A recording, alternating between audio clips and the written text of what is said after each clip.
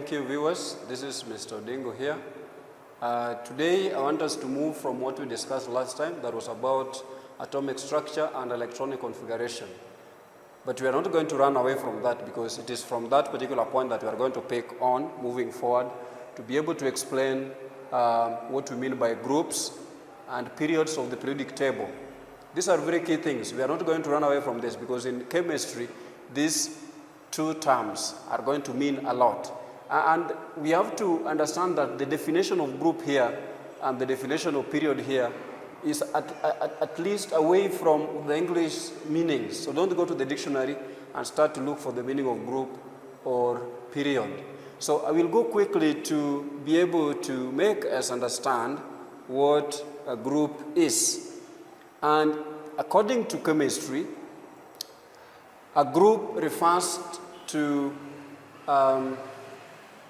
the number of electrons in the outer energy shell of an atom. So you can say this one refers to the number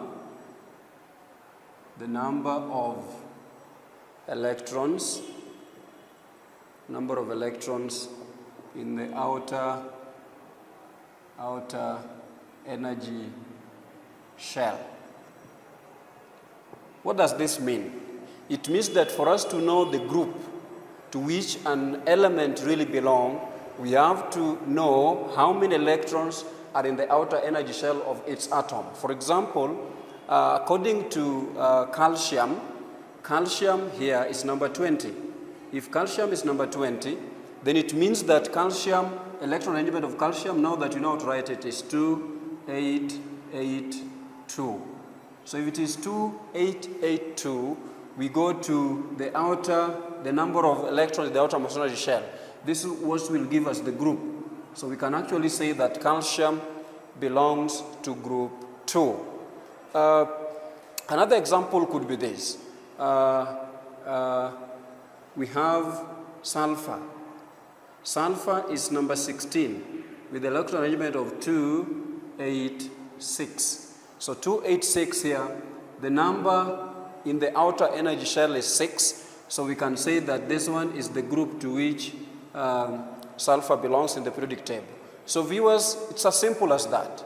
It's as simple as that. It doesn't really get harder than that or easier than that, depending on which one you want to look at it. When you have to know the group to which an element belongs, first write the electron configuration of its atom. Once you write the electron configuration of its atom, check the number farthest from the nucleus.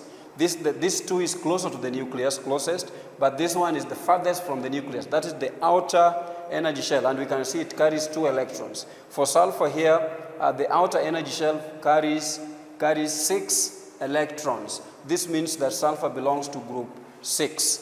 So viewers, this is a very important lesson. And I want to move quickly to make you understand what period is. Just like group, a period also refers to the number of energy shells. Number of energy shells an atom has. Good. So let me bring this one here. We know that 2882 for calcium. This number refers to the number of electrons contained at any given energy shell. So this 2 is on the first energy shell. This 8 here is the second energy shell. This 8 here is the third energy shell. This one here is what is contained on the fourth energy shell. So we can see that we have 1, 2, 3, 4. We have 4 occupied energy shells in the atom of calcium. And therefore, calcium as an element belongs to period 4 of the periodic table. Why? Because it has 1, 2, 3, 4 energy shells. If I bring sulfur on board, we have sulfur here. Sulfur has 2, 8, 6. So this one here means this is the first energy shell, this is the second energy shell, this is the third energy shell. So we have how many occupied energy shells here? We have 1, 2, 3. So sulfur belongs to period 3 of the periodic table. Viewers, this is very simple. So it means that for us to know the group and the periodic table to which an element belongs, first we have to write down the electron configuration of its atom. Then check the number that is there at the outer energy shell. That will give you the group. When you want to know the periodic table, count how many occupied energy shells you have.